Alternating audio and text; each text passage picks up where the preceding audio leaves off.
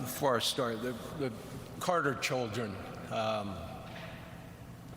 my wife and I were sitting several rows behind you, and we were praying for you, and I was humbly reminded that it was 18 years ago, almost to the day, that our family sat in that very row and supporting my mom.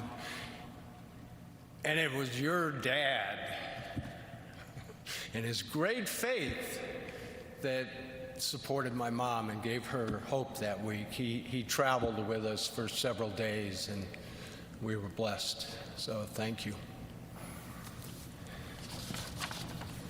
God did a good thing when he made your dad. Jack, Chip, Jeff, Amy, Mr. President, Madam Vice President, former presidents, first ladies, members of the House of Representatives and the Senate, justices of the Supreme Court, distinguished guests, ladies and gentlemen. In the twilight of my dad's life, Dad and President Carter spoke by phone, and Dad asked President Carter if he would do a eulogy at Dad's funeral. President Carter graciously agreed, and then he also asked if Dad would deliver a eulogy at President Carter's funeral. Now, Dad was thrilled to agree. After that call, as you can imagine, both of them got off the phone and had a pretty good chuckle, considering which one of them would return in person to deliver that second eulogy. As you know, Dad died in 2006, and President Carter's eulogy continues to bring comfort, smile, laughter, joy, pride to our family. And thus, on behalf of my dad, it's an honor to share Dad's eulogy to his old friend. I can just see my dad getting his yellow legal pad out with his pen and writing this for his beloved friend. By fate of a brief season, Jimmy Carter and I were rivals. But for the many wonderful years that followed, friendship bonded us as no two presidents since John Adams and Thomas Jefferson. It is said that President Adams' last words were, "Thomas Jefferson still survives." Now, since Jimmy has a good decade on me, I'm hedging my bets by entrusting my remembrances of Jimmy to my son, Steve. According to a map, it's a long way between Grand Rapids, Michigan, and Plains, Georgia. But distances have a way of vanishing when measured in values rather than miles. And it was because of our shared values that Jimmy and I respected each other as adversaries, even before we cherished one another as dear friends. Now, this is not to say that Jimmy never got under my skin, but has there ever been a group of politicians that didn't do that to one another? During our 1976 contest, Jimmy knew my political vulnerabilities, and he successfully pointed them out. Now, I didn't like it, but little could I know that the outcome of that 1976 election would bring about one of my deepest and most enduring friendships. In the summer of 1981, the two of us found ourselves together again, this time aboard Air Force One, bound for the funeral of the great peacemaker Anwar Sadat. There's an old line to the effect that two presidents in a room is one too many. Frankly, I wondered how awkward that long flight might be to Cairo, and it was a long flight, but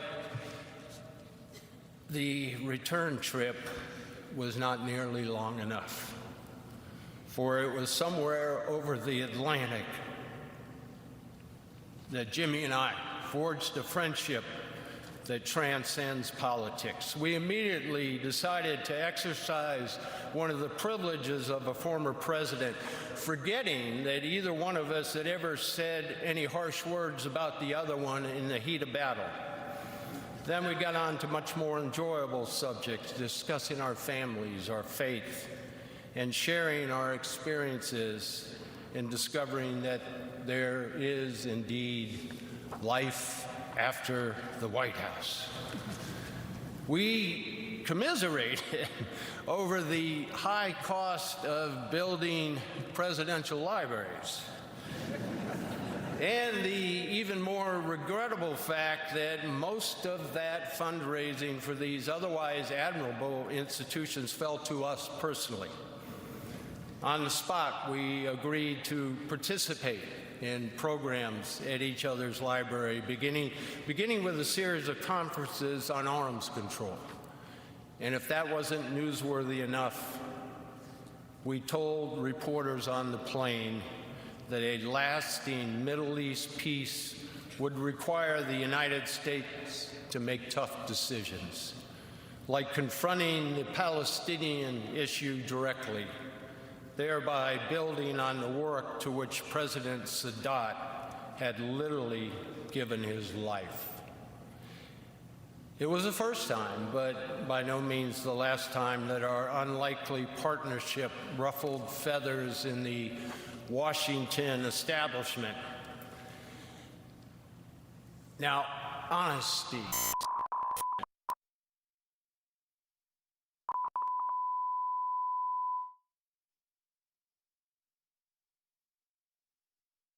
Those traits were instilled in him by his loving parents, Lillian and Earl Carter, and the strength of his honesty was reinforced by his upbringing in the rural South, poised on the brink of social transformation. He displayed that honesty throughout his life as a naval officer, state legislator, governor, president, and world leader.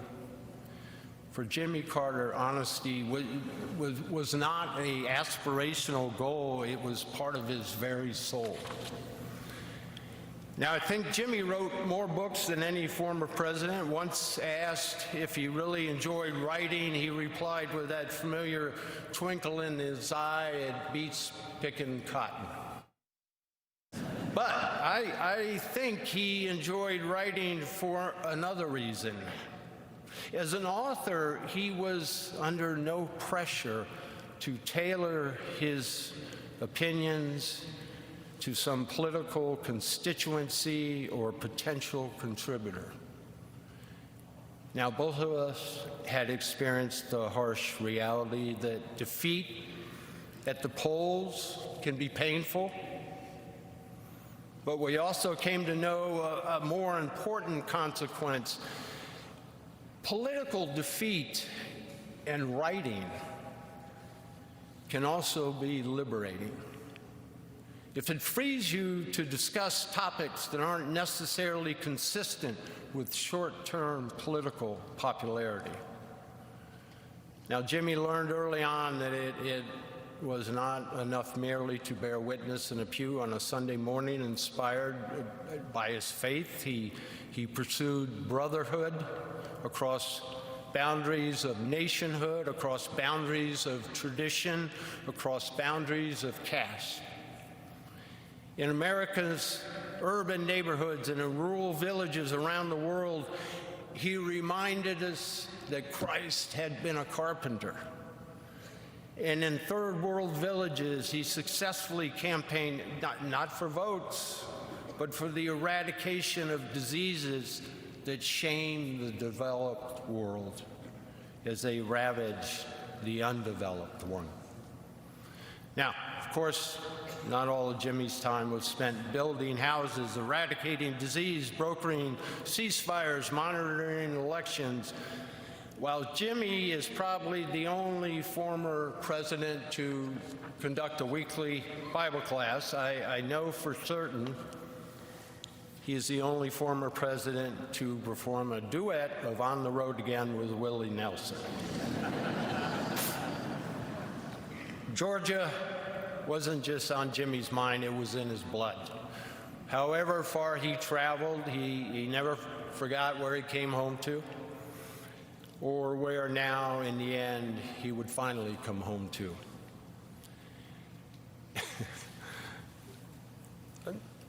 Of the many things Jimmy and I had in common, the most important is this: we both married way above ourselves, way above.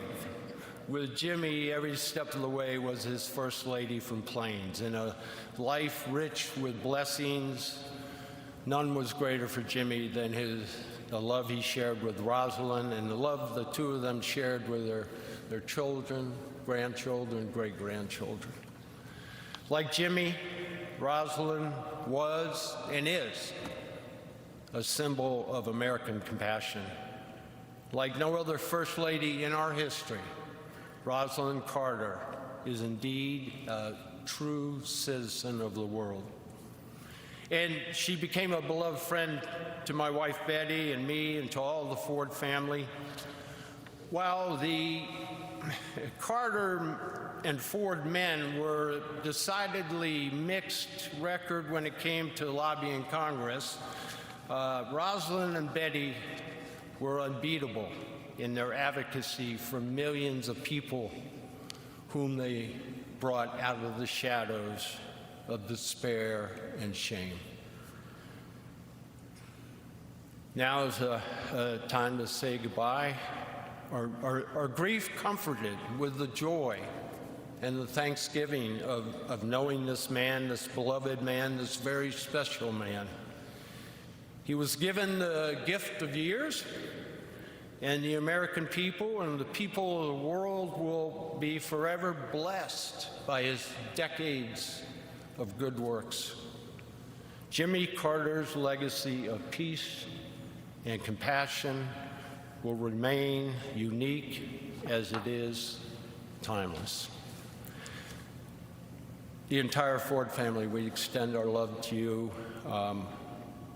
and we add our prayers to the prayers of tens of millions of people around the world. May God bless and watch over this good man. May he grant peace to the Carter family as they say goodbye to a man whose life was lived to the fullest, with a faith demonstrated in countless good works, with a mission richly fulfilled, and a soul rewarded with everlasting life. As for myself, Jimmy,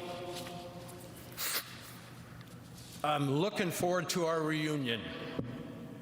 We have much to catch up on. Thank you, Mr. President. Welcome home, old friend.